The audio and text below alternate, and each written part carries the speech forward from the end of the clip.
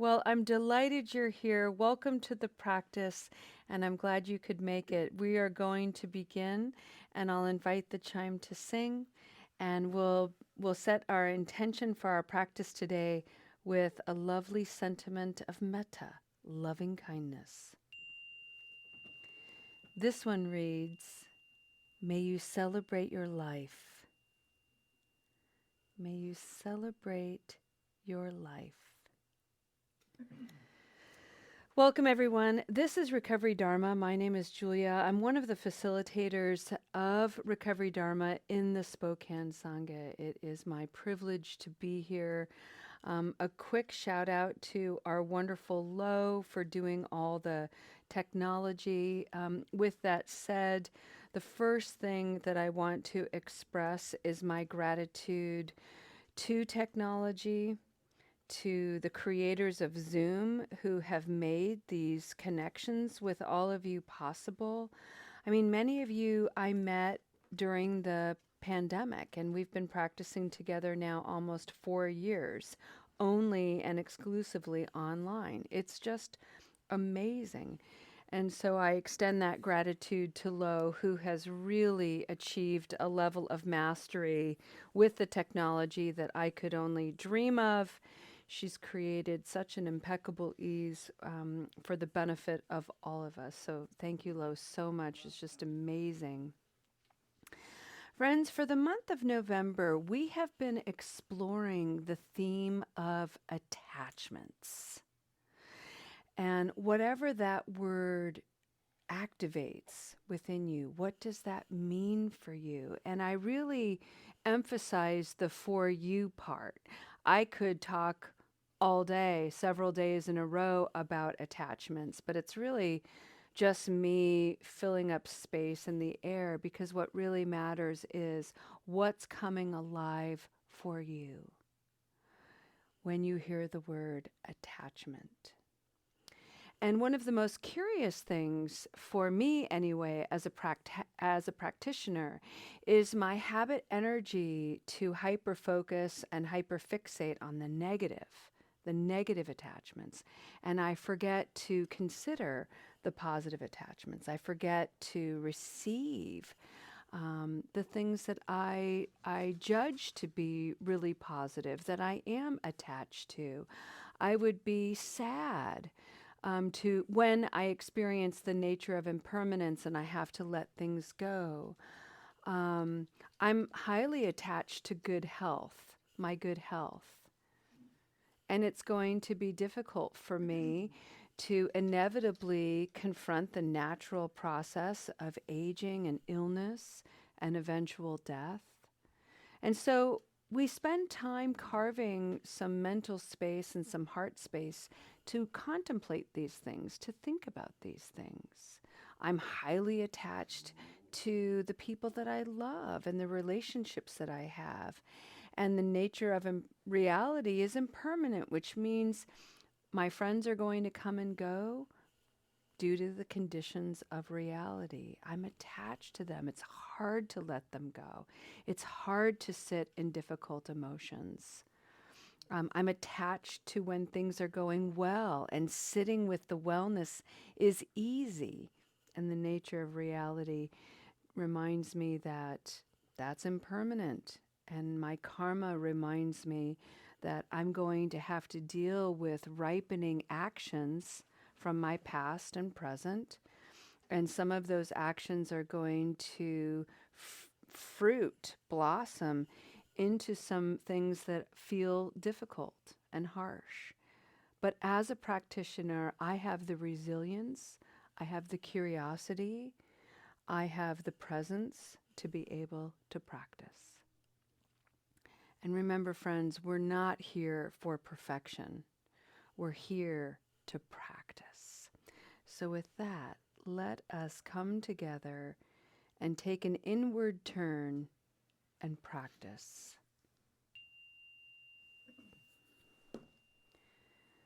Allow your gaze to be soft. You can close your eyes entirely. You are certainly welcome to fall asleep and rest.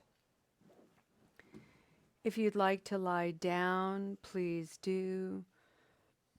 If you'd like to find a different posture, please do. In the Zen tradition, we sit on cushions, our legs are crossed, the belly is soft,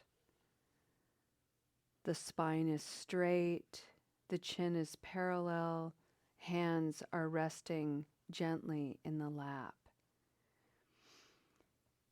And then this practice of present time awareness is nothing more than riding and dancing with the breath, breathing in, breathing out.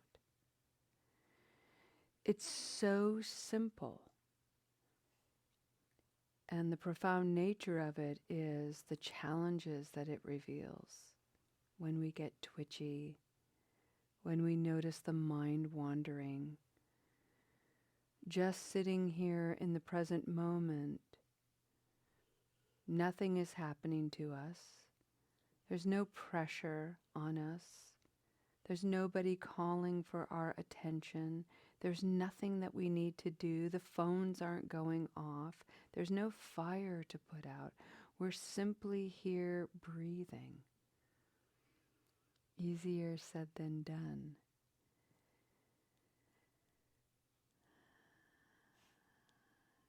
And when you notice throughout your practice today it getting a little challenging, maybe you notice that you're getting bored. Thich Nhat Hanh always encouraged in his teachings to smile. Hello, boredom. You're welcome here. Come sit down.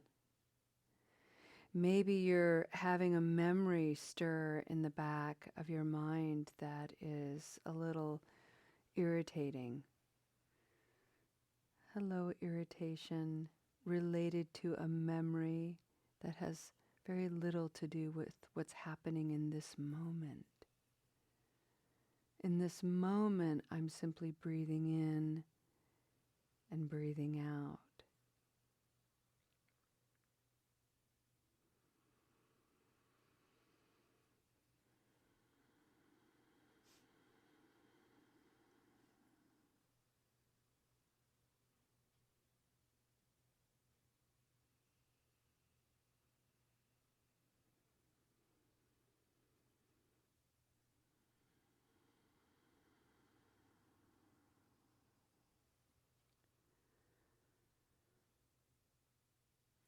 On this day where we celebrate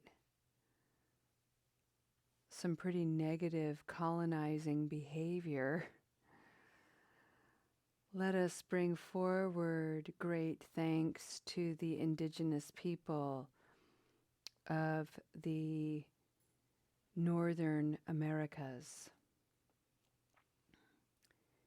People who graciously shared food, who really taught those early colonizers how to survive.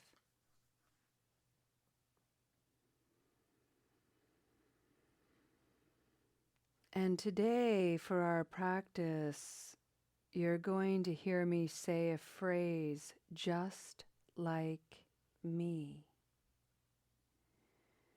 This is a way to carry our attention in the spirit of Tonglen, which is to allow us to have awareness of both the positive and negative experience of life. We breathe it in, and on the exhalation, we offer some kind of expression of peace and ease, compassion and love. So in celebration of indigenous people in North America, all over the world, who are still highly oppressed, denied full citizenship and rights and sovereignty, just like me. They want to be happy, safe, abundant in friendship and connection, well-being. breathe that in. And on the exhalation, may all beings know peace, safety, and ease.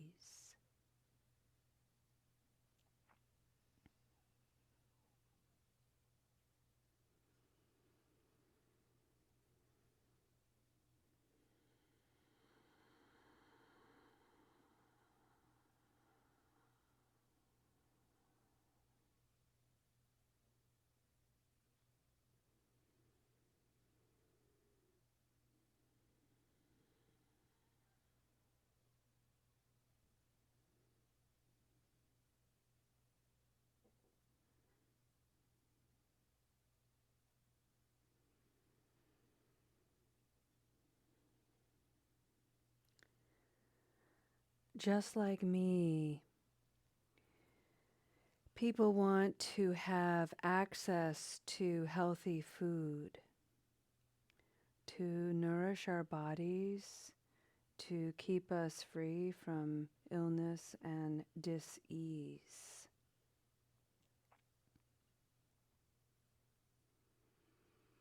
Breathe that in. And on the exhale, may we come together in a wise collective consciousness to heal and better understand the ill effects of affluence, greed, to improve the divide and the oppression of poverty in the world.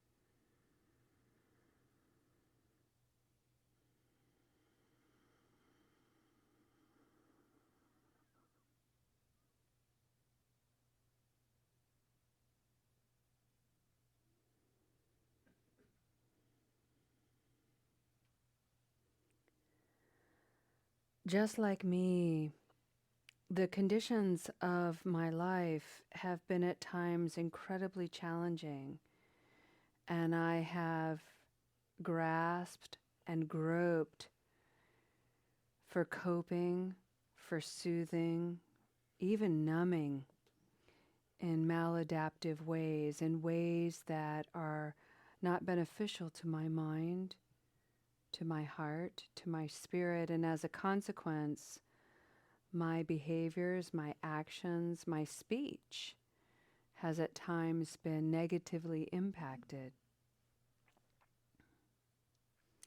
This is part of the human condition. Many, many people around the world engage in this kind of unskillful behavior, just like me. Breathe that in.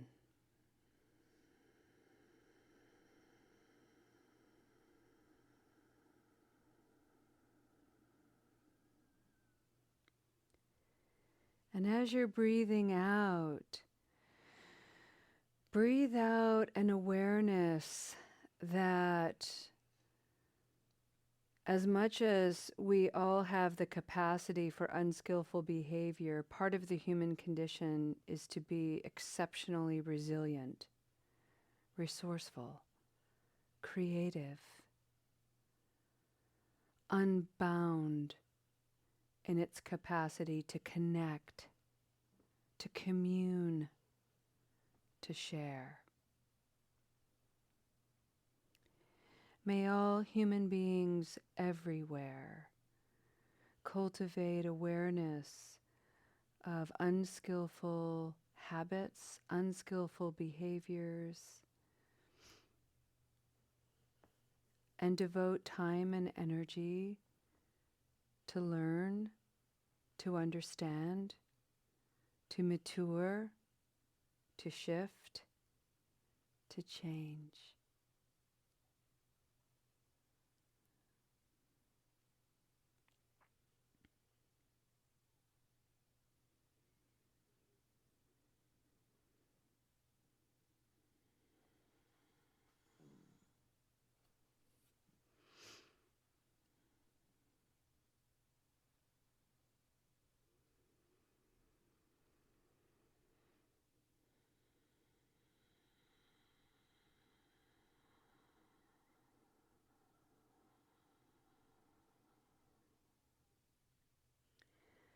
Just like me, people forget that what makes me me is an intricate, complex constellation of the cosmos, its evolution, the conditions here on earth, my ancestors, karma. Breathe that in.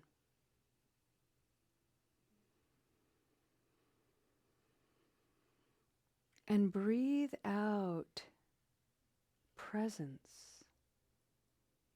Your presence to the miracle that is you. The first noble reminder in Buddhism is you have a precious human life. Your capacity to contemplate your presence here, your presence in the universe, to have that level of consciousness is exquisitely rare.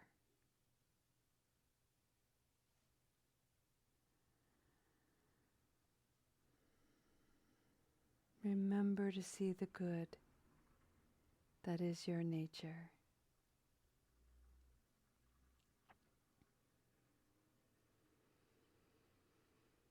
Just like me,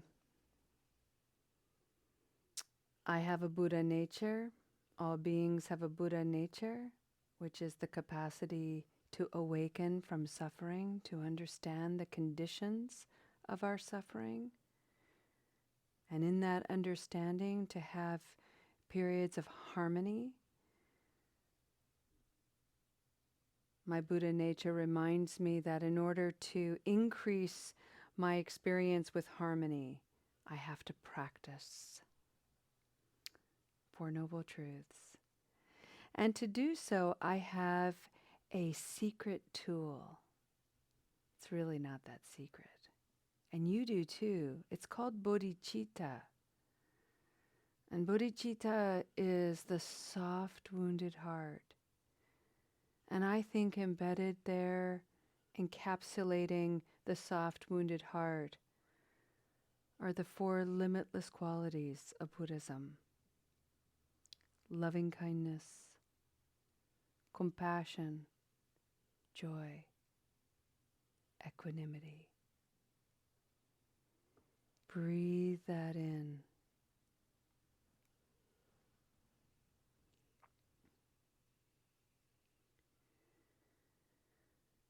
And on the exhale,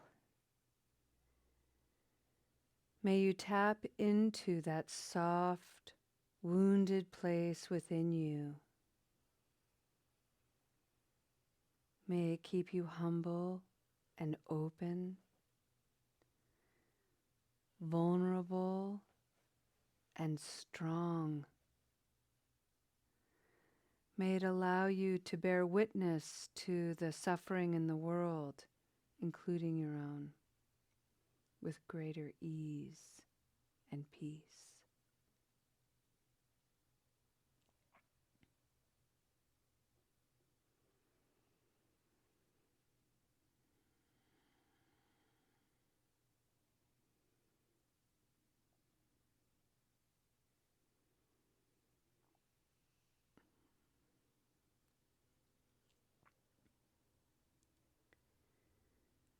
Just like me, my presence here is the result of forces of nature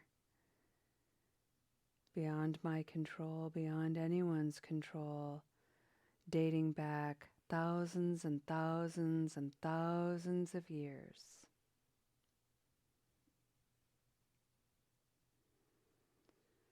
Breathing out, may I never forget that I too am a force of nature, and may I always channel that force for the benefit of all living beings. That is my Thanksgiving prayer to myself, to each of you. May it register somewhere in the heart and mind. May it inspire you to tap into your forces of good. May it sing like a song to the farthest reaches of the cosmos.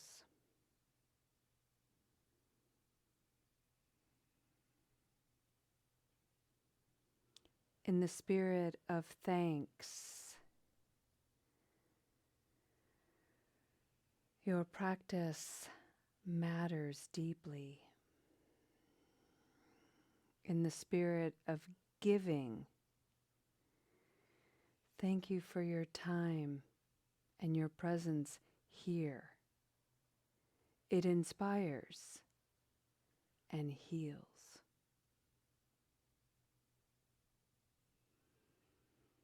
Let us take a moment to simply breathe in and out.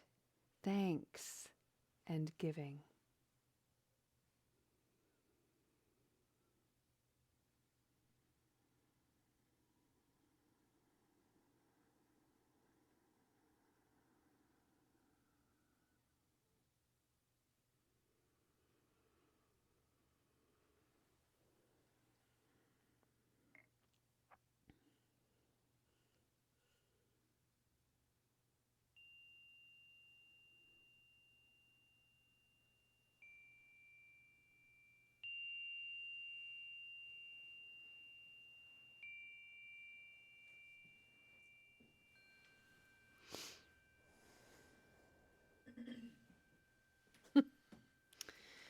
Thank you, friends.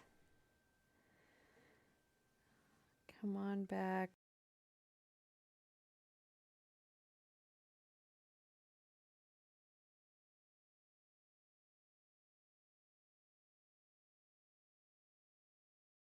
And, this is such a rubber meets the road test of our practice days. This is one of many, right? And it really tests our stories and our attachments, tradition. Traditions are so much more fun to break and recreate than they are to uphold, as far as I'm concerned. And I think the most skillful and the wisest thing we can do on this very challenging day is to be real and to be true to it. And the good thing about it is whatever happens, we get to meet tomorrow online at 11:30. Whew! We get to get together and talk some more. So thank you for that. And I'd like to end our practice today with, I'd like to bring in the spirit of Thich Nhat Hanh. This week we talked about, on Tuesday night, I brought forward Thich Nhat Hanh's teaching of first flame. And it reminds me so much of, John, what you were sharing about the pilot in your water heater, that flame that can light another flame, that can light another flame, and so on and so forth. And should that one flame, that first flame, go out, it has illuminated so many other flames that live within it. That first flame lives within all the other flames. So even if your pilot should go out, there's a flame somewhere else to be had. Thich Nhat Hanh is no longer here, except he's everywhere, which is such a wonderful thing to think of. And so one of the things, the dedication that I'd like to offer today is in the spirit of Thich Nhat Hanh. And one of the things he taught repeatedly was to come home. Come home. Come home to yourself. Come home to your Buddha nature. Come home to you. And so wherever you go, you're always home. And as I've contemplated that idea and that teaching over the years, the one image that keeps coming up for me is the image of a lighthouse. A lighthouse is always guiding ships from their adventures to come home. But where are lighthouses usually built? They're usually built in places of great tumult. The seas crash against the craggy stones of where a lighthouse is built. They're never built in peaceful places. They're usually around really stormy energy. So to remember to be a home that's like a lighthouse, calling you back home, able to weather the storm. No matter what the storm is, yes, if you're not paying attention, you'll crash. But you are anchored as that beacon of light. Come home to your Buddha nature. Come home to your first flame. Come home, be at home, and in doing so, in subtle and profound ways, you encourage others to go home too.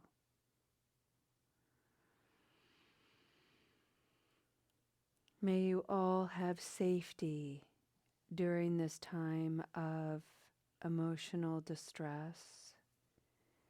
May you remember to give yourselves time to rest and space. Remember, in any time of distress, one of the best things to do is, rather than engage directly, to simply say, "Excuse me," and leave. Create openness, create space, stay in integrity to your practice, to your true home. Thank you so much for your practice. Have a wonderful day to the best of your ability. Have good food and rest. We'll see you next time. Namaste.